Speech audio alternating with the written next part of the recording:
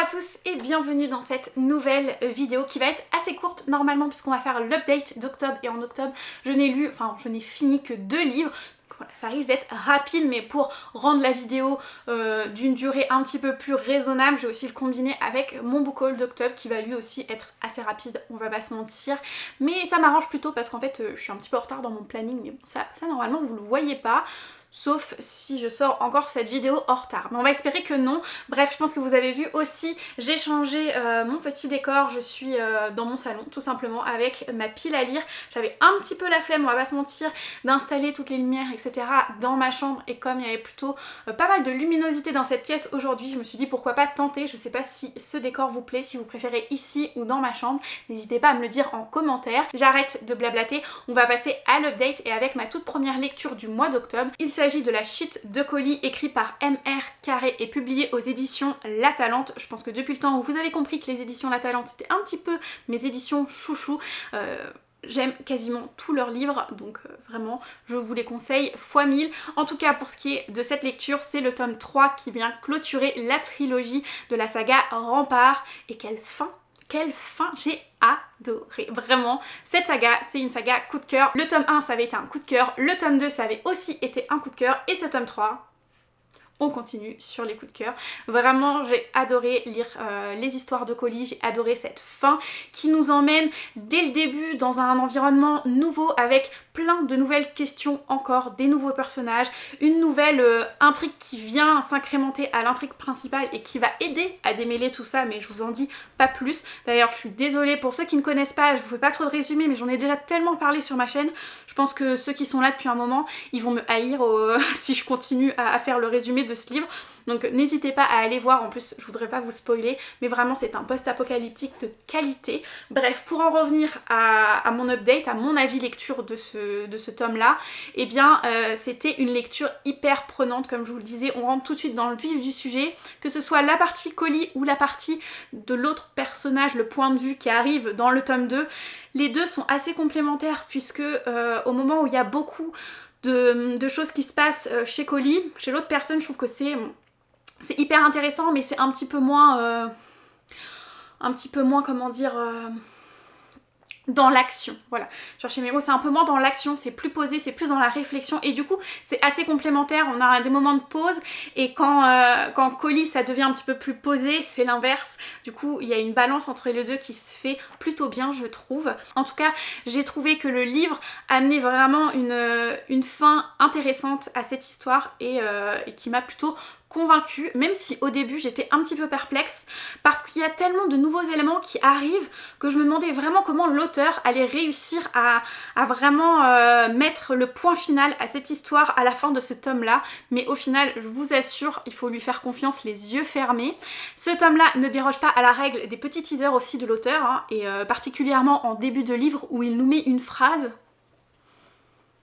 tout de suite on se dit ok, je veux savoir de quoi il parle et voilà, ça nous pousse à continuer, ça nous donne encore plus envie de poursuivre cette aventure aux côtés de Colis et des autres personnages.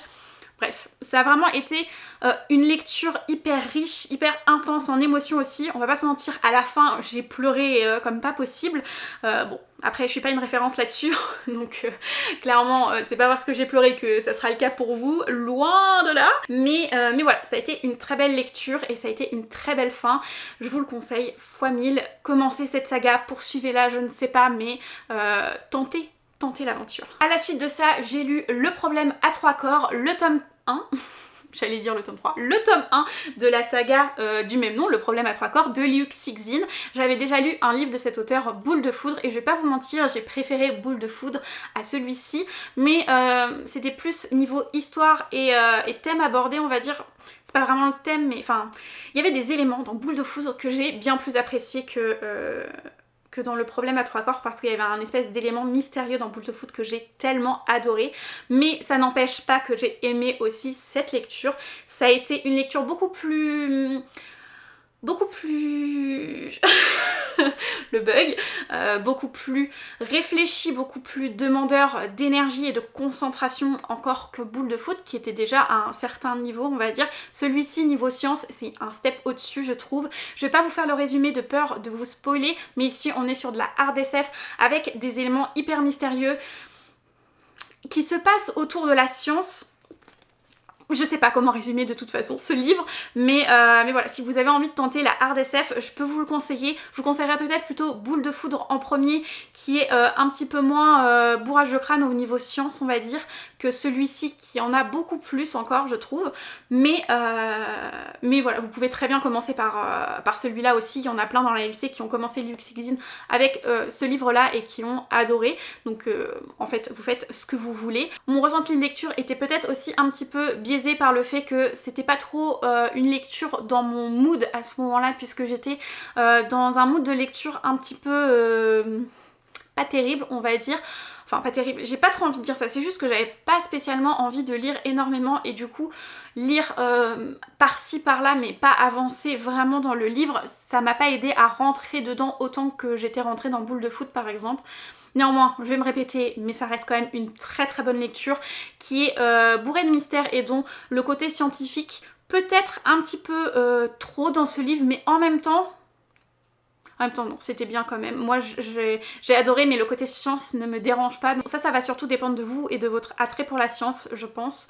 Mais clairement si vous aimez pas ça, je ne vous le conseille pas. En revanche si vous aimez, eh bien pourquoi pas essayer de tenter. Il y a plein d'éléments hyper intéressants. En plus il va être adapté au cinéma, j'allais dire mais non en série sur Netflix. Donc voilà, ça peut être un argument en plus pour le lire. En tout cas, si vous décidez de le lire, que ce soit celui-ci ou Boule de Foudre, Luxigzine a un don pour nous amener plein de mystères, pour nous mettre vraiment dans le flou et à la fin nous laisser sur le cul. Donc vraiment une lecture que je vous conseille si jamais vous avez envie de lire de la hard SF. Je suis désolée si mes avis lecture sont un petit peu brouillons aujourd'hui. Comme c'est des livres où je peux pas trop vous faire de résumé en plus et que j'ai pas envie de vous spoiler quoi que ce soit pour vous gâcher la surprise, c'est pas facile. Mais bon, j'espère que ça ira quand même. Bref, on va passer à la deuxième partie de cette vidéo qui correspond au book haul. Au mois d'octobre, j'ai été quand même très raisonnable et même si c'était mon anniversaire, je n'ai pas reçu tant de livres. En général, à mon anniversaire, j'en reçois pas vraiment. J'en reçois à Noël par ma grand-mère, mais pas trop à mon anniversaire, j'en reçois plutôt de l'argent. Donc, j'ai pas acheté tant que ça et j'ai pas reçu tant que ça non plus. J'ai donc que 4 livres à vous présenter, 2 romans et 2 livres qui ne rentreront pas dans ma palle. Je vais vous expliquer pourquoi. Ah non, j'allais en oublier un, j'ai 3 livres. Non, j'ai pas 3 livres. Non. Oh là là là là là là, je suis totalement... Non, c'est bon, j'ai le bon compte, Le seul et unique roman que j'ai acheté ce mois-ci, il s'agit de La Duchesse de Buckingham, écrit par Shannon Malka aux éditions Hurlevent. C'est un livre en fait que j'ai déjà lu, mais je vous en parlerai plus en détail lors de l'update de novembre. Sachez qu'en tout cas, j'ai bien aimé ce livre que j'avais lu en LC organisé par les éditions Hurlevent. Ils organisent d'ailleurs une autre LC pour Le Cœur Singulier de Millie Davis fin octobre, donc voilà, si jamais ça vous intéresse, n'hésitez pas. En cadeau de la part de Mathilde de Mes Douces Lectures, j'ai reçu The Asylum, écrit par Karen Cowles. Les éditions, je ne saurais pas vous dire. C'est un livre en anglais que j'avais mis dans ma wishlist il y a très très longtemps, donc je vous avouerai que le résumé, je ne m'en rappelle plus beaucoup. En tout cas, que ça soit par le résumé ou par la couverture de ce livre, j'avais été très intriguée et j'avais très envie de le lire. Donc ça va être chose faite prochainement puisque je compte le lire fin novembre ou début décembre. Mais en tout cas, j'aimerais vraiment l'avoir lu d'ici la fin de l'année. J'ai aussi 2 autres livres à vous présenter mais ils ne rentreront pas dans ma palle puisque c'est des livres de recettes. Le premier, c'est moi qui me le suis offert en Croatie. On a été dans un restaurant vegan à Dubrovnik, donc le resto Nishta, je crois qu'il s'appelle. Et en fait, c'est tout simplement leur livre de recettes. J'avais tellement adoré ce qu'ils nous ont préparé là-bas que déjà on y a été 2 fois et en plus je suis repartie avec leur livre de cuisine. Ensuite, j'ai aussi reçu Contre-courant, c'est le livre de recettes de Sea Shepherd France qui a été publié là très récemment. J'ai déjà testé au moins 3 recettes de ce livre et je peux vous dire que c'est une tuerie à chaque fois. Je vais en tester une autre là ce soir ou demain, un gâteau que je vais emmener chez mes grands-parents, donc je vous en dirai des nouvelles, mais vraiment... un must-have je pense niveau recettes vegan, puisque je vous ai pas dit mais les deux c'est des livres vegan of course. Et donc voilà pour ce que j'ai pu acheter ou recevoir au mois d'octobre.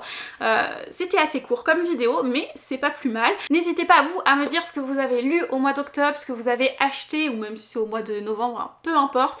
N'hésitez pas à discuter de tout ça avec moi en commentaire ou sur Instagram. Sur ce, je vous dis à très vite dans une prochaine vidéo et en attendant, je vous souhaite d'excellentes lectures. Salut!